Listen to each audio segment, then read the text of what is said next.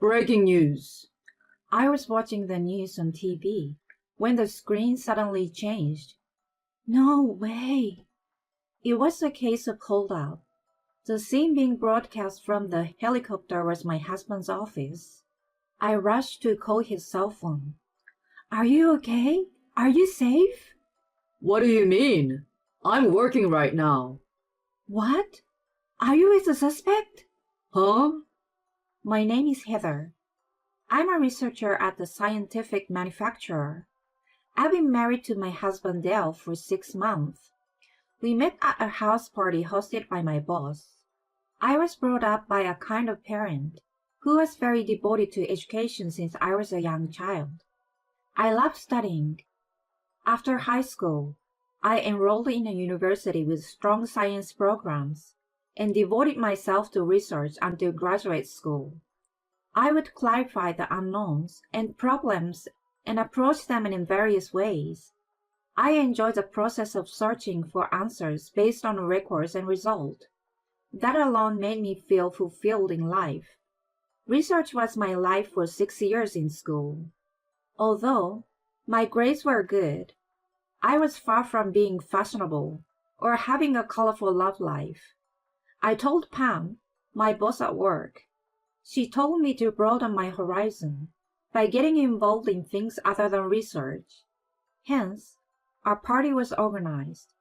To be honest, I was not at all enthusiastic at first. I had been to a house party once when I was a student, at the request of a colleague at my part-time job. It turned out to be a horrible experience for me. I only remember that I was teased and called a nerd or geek just because I was a science major. In fact, I neither knew how to act at a party nor flirt with boys. When I think back now, I wish I had been a little more experienced, but that didn't change the fact that I was hurt. That was why I was reluctant to attend the party Pam was throwing. She was someone I respected a lot, so I didn't dare to refuse her invitation at the time. She was a prominent employee at work and had the tremendous trust of her colleagues. She also had a lot of experience in relationships, and to me, she seems perfect as both a researcher and a woman. Thus, I decided to attend the party. There were many guys from up-and-coming venture companies there. Dale was one of them. I wasn't a naive student anymore, so I mingled and socialized unlike in the past. After having a conversation with a group of people for a while, Dale spoke to me privately. I immediately braced myself for the possibility of being hurt again, but my fears were unfounded. He listened to me intently, and instead of calling me nerdy, he praised me for devoting myself to one thing for a long time. It was the first time anyone had ever said such a thing to me, and I was instantly attracted to him. We went out for a few years and then got married. We were in our honeymoon period for about 6 months. Then his attitude began to change. When we first started living together, he was eager to help me with the chores and showered me with his love and appreciation. After a while, he stopped doing any of it. He worked so much overtime and on weekends that we didn't even have quality time together. I understood that being a startup venture, he must have been quite busy. I also thought that men normally disliked doing chores, so I didn't mind so much about it. However, when he started coming home smelling of alcohol and a woman's perfume, I began to worry a little. One day, I couldn't bear the feelings of loneliness and anxiety about him cheating on me, so I asked him directly, "Hon, you have been coming home late these days. I want to spend a little more time with you. You often come home smelling of alcohol and perfume, but you're not cheating on me, are you?" He was changing his clothes from work and started yelling at me with a grimace. It's a very important time to build a relationship with my clients for the company's success right now. I've been taken to places I don't even want to go and forced to drink. This is a part of my job, but you accuse me of cheating while I'm working so hard. Have you lost your compassion after studying too much? You're an unfit wife. Shame on you. I didn't expect him to be so upset. I assumed he must have been under a lot of pressure, and my lack of consideration had made him angry. I regretted it and apologized repeatedly, but he became even colder than before. A while later, I was off work that day. Dale left for work early in the morning.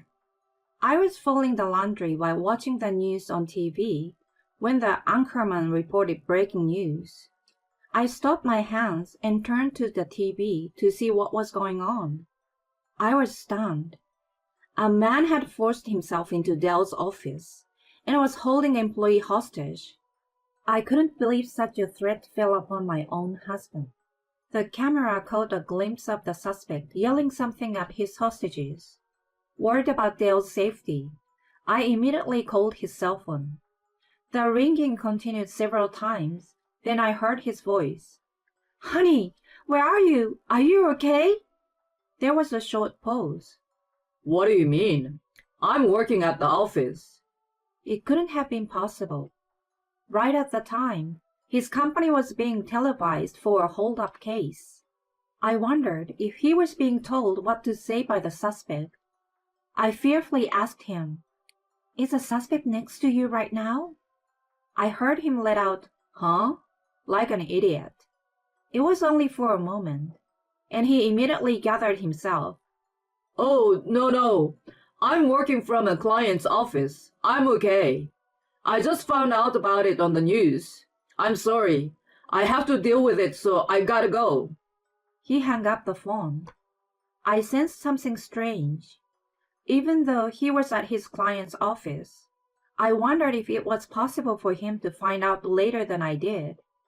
If he was in the middle of a meeting, it would have been impossible for him to take my call.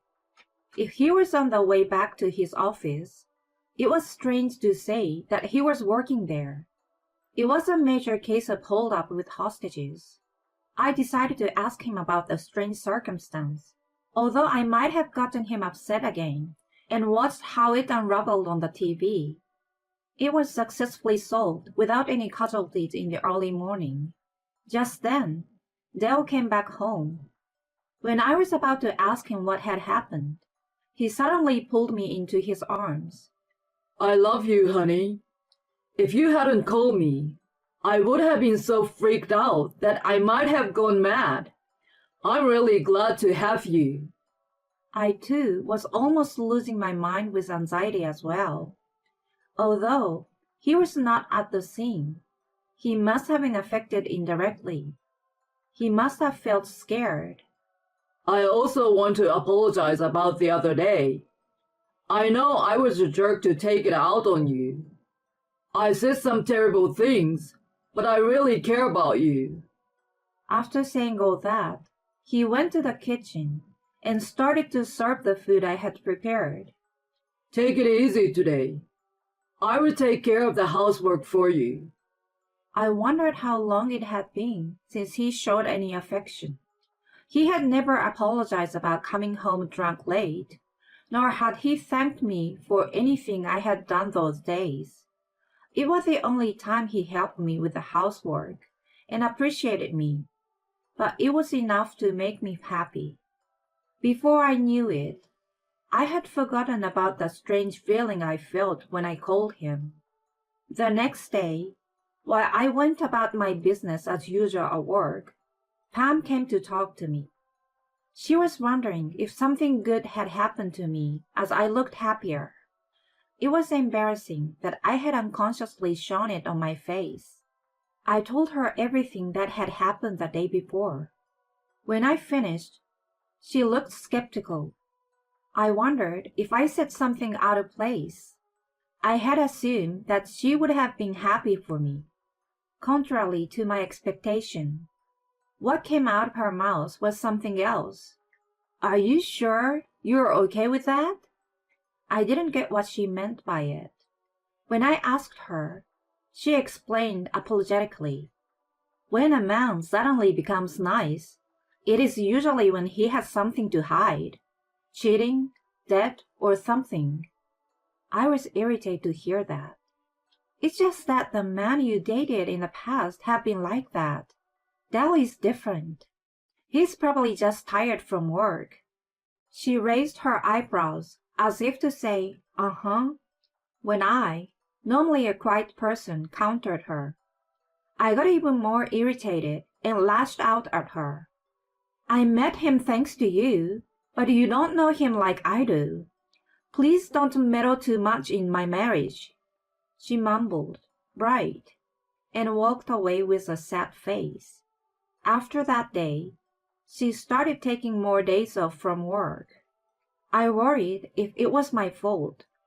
A few days had passed since then, and I was aware that I went over the line. I wanted to apologize to her, but I didn't know how to bring it up, and was only able to have businesslike conversations with her. Just as I was thinking that I had to do something about it, she asked me out. She wanted to show me something. A few days later, Dell's indifferent attitude toward me was back in force, and I was feeling lonely again. Then we received a call from his parents asking us to visit them for an important talk. We drove to their house. Dell hadn't been sweet to me since the hold-up incident. Our relationship had cooled off, and there was no conversation in the car. When we arrived, we were ushered into the living room and were told that my father-in-law was diagnosed with a progressive disease. He would soon need nursing care. It was impossible to do alone by my elderly mother-in-law, so she asked Dell to help as much as possible. He seems to be annoyed by her request. I'm pretty busy with work, so why don't we just leave everything to Heather? She doesn't seem to be doing much at work. I wouldn't mind if she stayed with you guys if needed. How heartless he sounded in front of his parents, while I was dumbfounded by his selfishness. My father-in-law opened his mouth. Well, it would be better to have more people helping us. But aren't you quite busy at work right now, Heather? I don't know all the details, but I heard that your company has made a breakthrough invention, and the business is growing fast. You know about that, don't you? Dale glared at me. What my father-in-law said was true. It was a medical invention, so I supposed he must have come across it as he researched his own illness. What invention? I haven't heard of it yet. How come he knows about it and I don't? Don't embarrass me in front of my parents. Although the volume of his voice was kept down in front of his parents, his tone was filled with anger. His big pride was hurt. Yet, he did all kinds of things behind my back. Finding the perfect timing, I turned to him and spoke clearly. Why, you didn't know? Because you're never home. You don't care about spending time with me. And you're cheating around. My in-laws were absolutely mortified at the unexpected turn of events. Don't talk nonsense. Not only are you embarrassing me, but you are also making a stupid joke in front of my parents. It would have been much better if it had been just a stupid joke. Can you still justify your wrongdoing?